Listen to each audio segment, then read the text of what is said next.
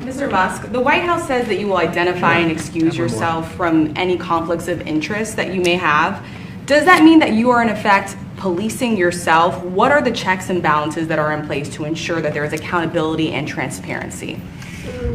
Well, we actually are trying to be as transparent as possible. In fact, we post our actions to the Doge handle on X and to the Doge website. So all of our actions are maximally transparent. In fact, I don't think there's been, I don't know of a case where an organization has been more transparent than the Doge organization. So, you know, and the kind of things we're doing are, I think, very, very simple and basic. They're not, you know, what I mentioned, for example, about Treasury, just making sure that payments that go out, taxpayer money that goes out, is categorized correctly, that the payment is explained, that organizations on the Do Not Pay list, which takes a lot to get there, that actually are not paid, which currently they are paid. These are not individual judgment decisions. These are about simply having sensible checks and balances in the system itself to ensure that taxpayer money is spent well. So it's got nothing to do with, like, say, a contract for some company of mine at all. But if there is a conflict of interest when it comes to you yourself, for instance, you've received billions of dollars in federal contracts when it comes to the Pentagon, for instance, which the president, I know, has directed you to look into. Yeah. Are you policing yourself in that? Is there any sort of accountability check and balance in place that would provide any transparency for the American people? Well, all of our actions are fully public. So if you see anything, you say, like, wait a second, hey, Elon, that seems like maybe that's, you know, there's a conflict there. It's not like people are going to be shy about saying that. They'll say it immediately, you know? Including you yourself. Yes. But transparency is what builds trust, not simply somebody asserting trust. So not somebody saying they're trustworthy, but transparency, so you can see everything that's going on. And then you can see, am I doing something that benefits one of my companies or not? It's totally obvious. And if we thought that, we would not let him do that segment or look in that area. If we thought there was a lack of transparency or a conflict of interest. And we watch that also. He's a big businessman. He's a successful guy. That's why we want him doing this. We don't want an unsuccessful guy doing this. Now, one thing also that Elon hasn't really mentioned are the groups of people that are getting some of these payments. They're ridiculous. And we're talking about billions of dollars that we've already found. We found fraud and abuse. I would say those two words as opposed to the third word that I usually use, but in this case, fraud and abuse. It's abusive because most of these things are virtually made up, or certainly money shouldn't be sent to them. And you know what I'm talking about. It's crazy. So, but we're talking about tens of billions of dollars that we've already found. And now a judge who's an activist judge wants to try and stop us from doing this. Why? Why would they want to do that? I campaigned on this. I campaigned on the fact that I said government is corrupt. And it is very corrupt. It's very, very, it's also foolish. As an example, a man has a contract for 3 months and the contract ends, but they keep paying him for the next 20 years, you know, because nobody ends a contract. You get a lot of that. You have a contract that's a 3-month contract. Now, normally, if you're in a small, in all fairness, it's the size of this thing is so big. Yeah. But if you have a contract and you're in a regular business, you end the contract in 3 months, you know it's a consultant.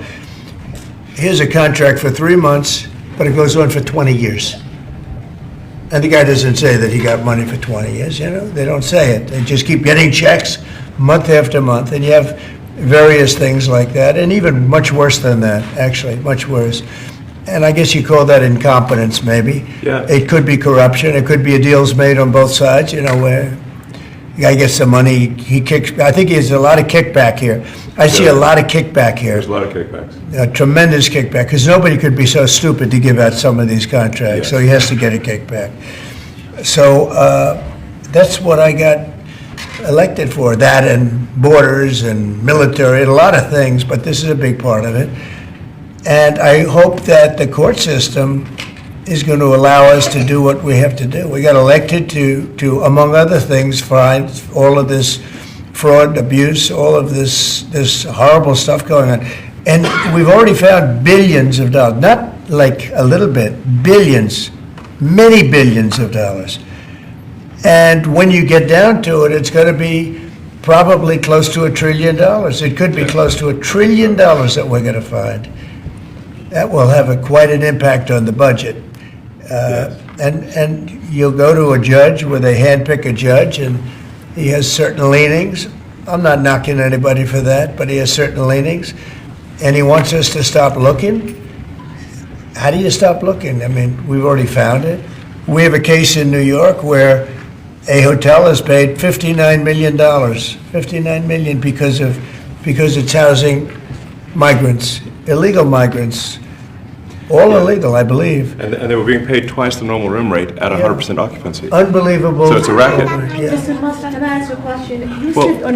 if I may sort of just going for the President's comments, at a high level, you say, well, what are the two ingredients that are really necessary in order to cut the budget deficit in half from 2 trillion to 1 trillion? And it's really two things: competence and caring. And if you add competence and caring, you'll cut the budget deficit in half.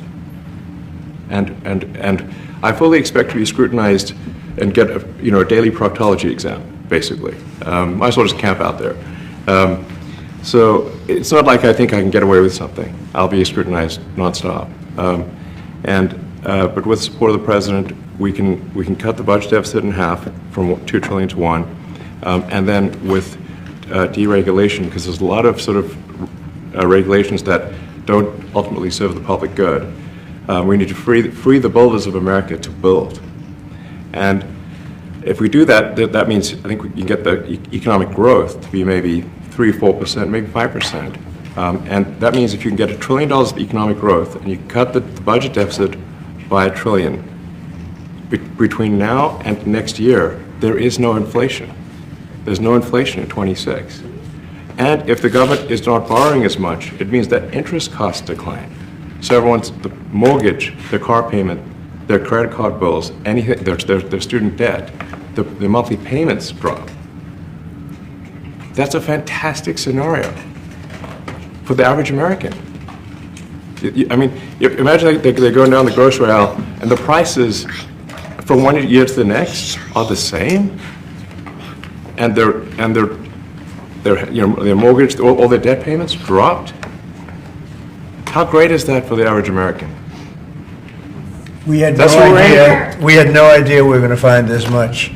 And it's open. It's not like complicated. It's not that simple stuff. complicated. It's just a lot of work. We Yeah. can't believe it. A lot of work, a lot of smart people.